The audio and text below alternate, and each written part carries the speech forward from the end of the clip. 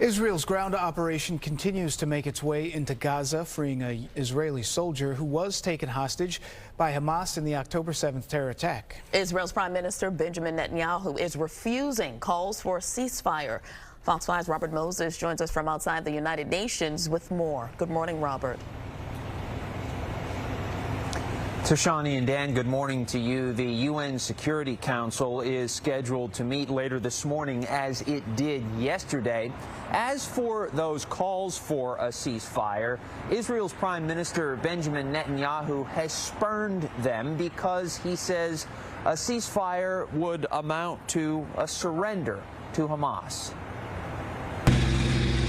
Israeli ground troops continue their advance on Gaza City in what Israeli Prime Minister Benjamin Netanyahu calls the second stage of the war against Hamas. Israel's fight is your fight. The Israeli soldiers press on even as the head of the United Nations Agency for Palestinian Refugees and others yesterday called for a ceasefire. Netanyahu rejected those calls, as did a spokesman for the National Security Council in Washington. We do not believe that a ceasefire is the right answer right now.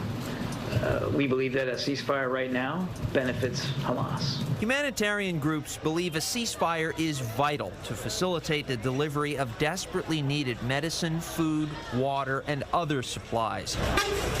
While some supplies have arrived, aid groups say the need is vast. According to Gaza's Ministry of Health, more than 8,300 people there have been killed, two-thirds of whom are women and children.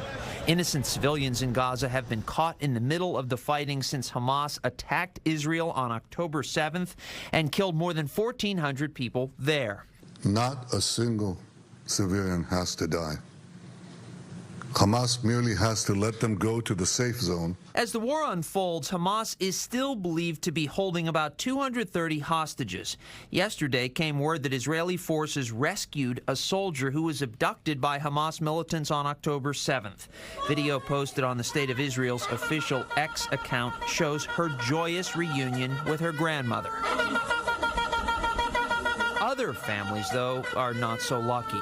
The Israeli Foreign Ministry confirmed the death of 23-year-old Shani Look, a German-Israeli citizen. She is believed to have been kidnapped by Hamas from a music festival and tortured before she was murdered.